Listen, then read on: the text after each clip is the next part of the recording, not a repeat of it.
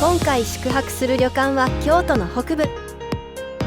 夕日が有名と言われるその場所では、一体どんな魅力が待っているのでしょうか。よかったら最後までご視聴いただけると嬉しいです。それでは本編をどうぞ。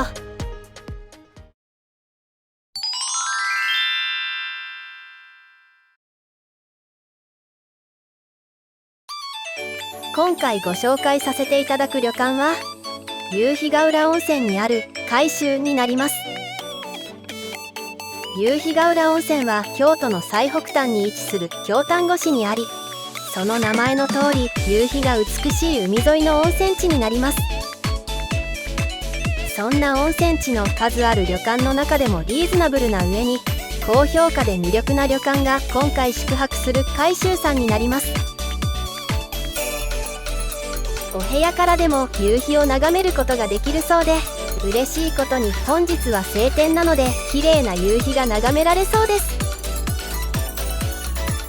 こちらが海舟さんの駐車場になります。道も広くてアクセスのいい立地で車の止めやすい駐車場でした。少し早く着いたので周辺を散策します。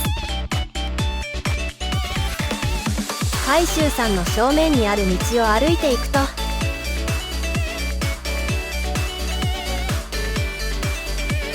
5分ぐらいで素敵なビーチに到着しました。遠浅の浜は海水浴、岩場は釣り人でにぎわうビーチです。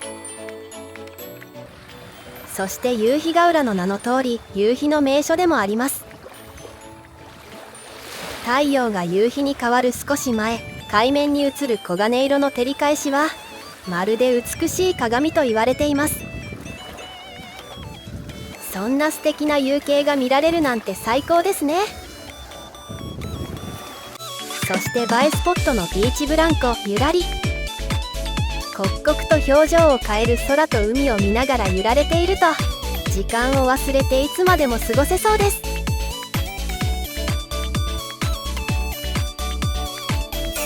ではそろそろチェックインの時間なので早速館内に入ってみましょう。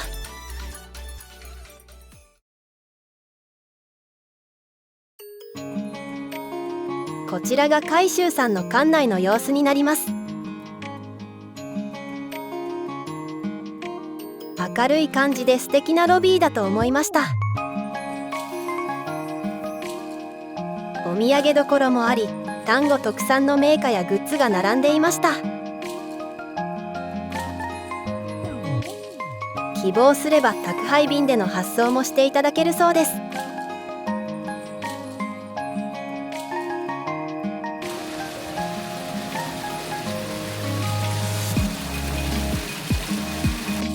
ロビーの階段から2階へ上がればラウンジがあります。大きな窓から光が入り開放感のあるラウンジは喫茶コーナーが併設してありました。ウォーターサーバーや電子レンジが自由に使えるみたいです。またコーヒーマシンもあるので好きなタイミングでコーヒーを飲むことができるのは嬉しいですね。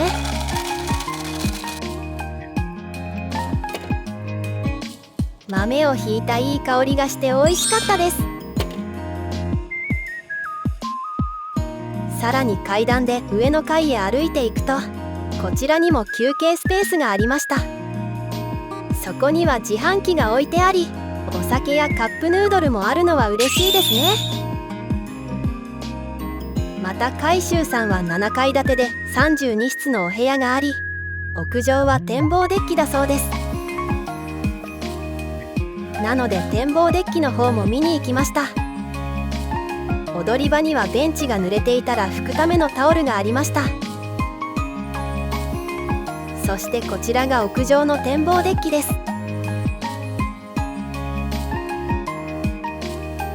ビーチや絶景の海を一望できる素敵なロケーションですね。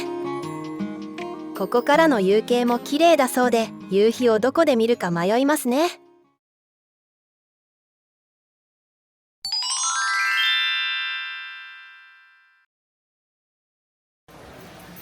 続いてはお待ちかねのお部屋のご紹介です。最上階の7階でエレベーターを降りました。この706号室が本日宿泊するお部屋になります。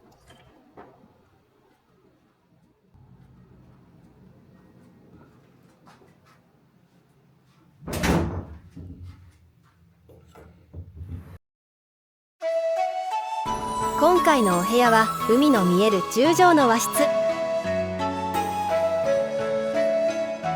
タンダードな和室でありながら十分な広さです。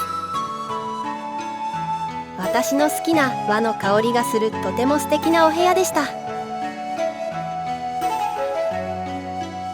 空気清浄機も置かれており、ポットやお茶セット、冷蔵庫も完備されていました。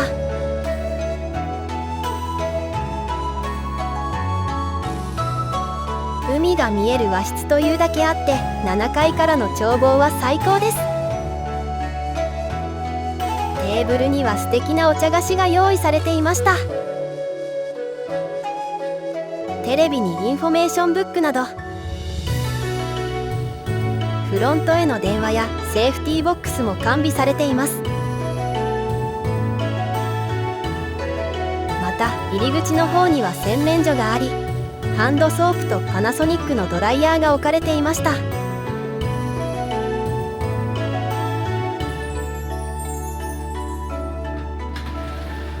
そしてウォシュレット付きトイレがあり、とても清潔感がありました。必要十分な設備が揃っているので、ゆっくりできる素敵な和室だなぁと思いました。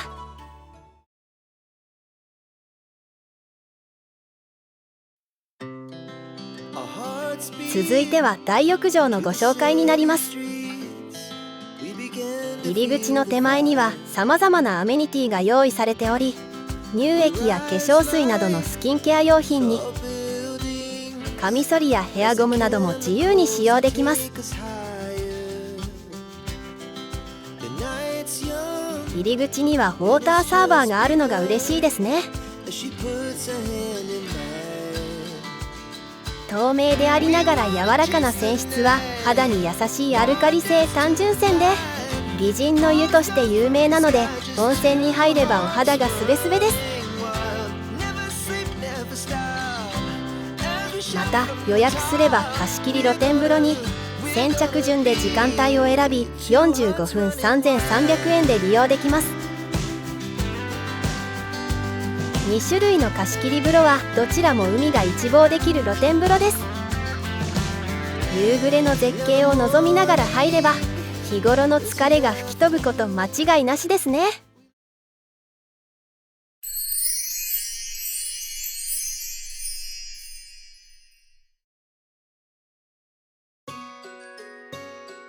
そしていよいよ楽しみにしていた夕食の時間です。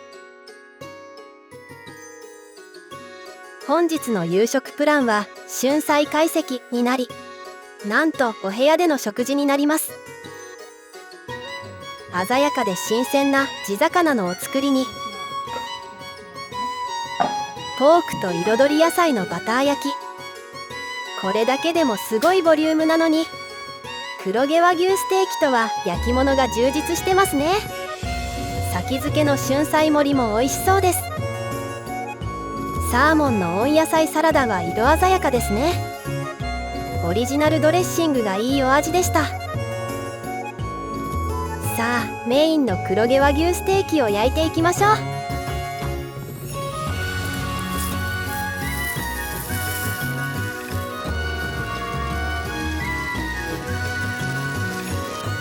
今宵の素敵な私の相棒です。ステーキ用にソースだけではなくてわさびと塩もあるのが個人的に嬉しいポイントでした。アナゴかしわ蒸しもアナゴがふっくらで美味です。天ぷらもあり、こちらも塩でいただけるのがいいですね。ご飯物はあさりの炊き込みご飯にお吸い物とお腹いっぱいからさらにのボリュームでした。どれもが美味しくてついついお酒が進んでしまいます。お料理にお酒にデザートと最後までお箸が止まらないほど、とても満足で至福な夕食の時間でした。素敵なお料理をごちそうさまでした。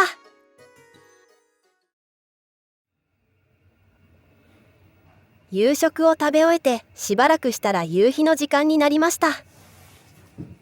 見頃の時に館内放送があるので嬉しいサービスですね。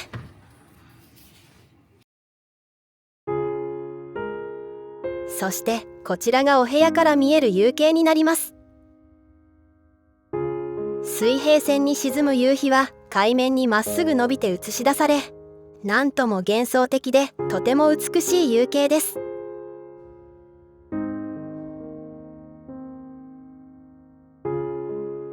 眺望のいい7階のお部屋だったので、今回はここから撮影しました。もし次に夕日ヶ浦へ訪れた場合はビーチから見たいと思いました。沈んだ後の薄暗さも余韻を感じられてよかったです。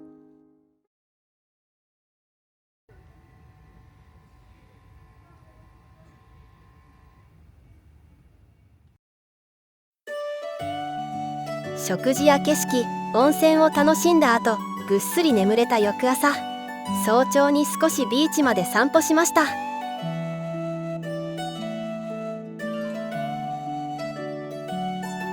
6時頃だったのであまりビーチには人がおらず、とてもすがすがしい朝の散歩になりました。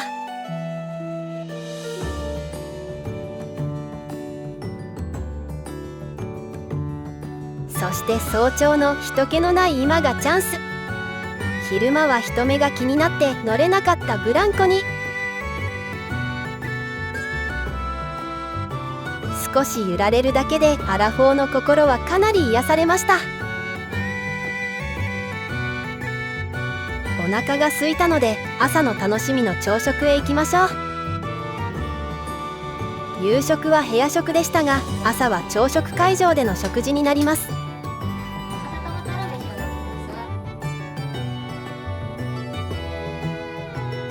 早速重箱を開けてみましょう。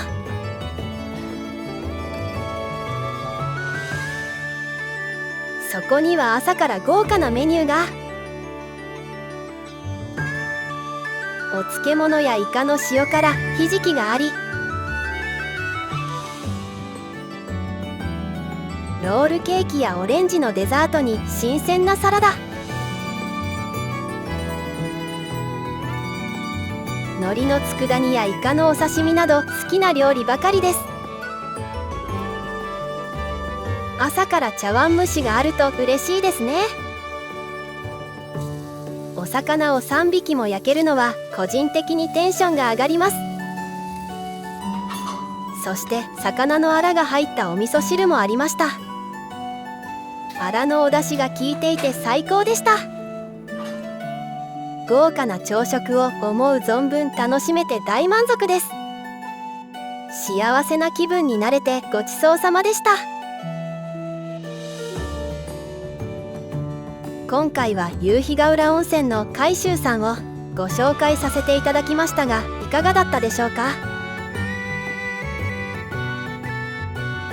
美味しいステーキや日本海の海の幸など素敵なお料理に、お肌すべすべになる夕日ヶ浦の温泉が楽しめました。その他にも夏には海水浴が楽しめるビーチでは、時間とともに美しい夕景が見られる絶景スポットへと変貌します。日本の夕日100選に選ばれていることもあり、癒されたい方は夕日ヶ浦で夕景を見ることをおすすめします。今回の宿泊料金は一人旅の金曜日の宿泊で17,820円でした。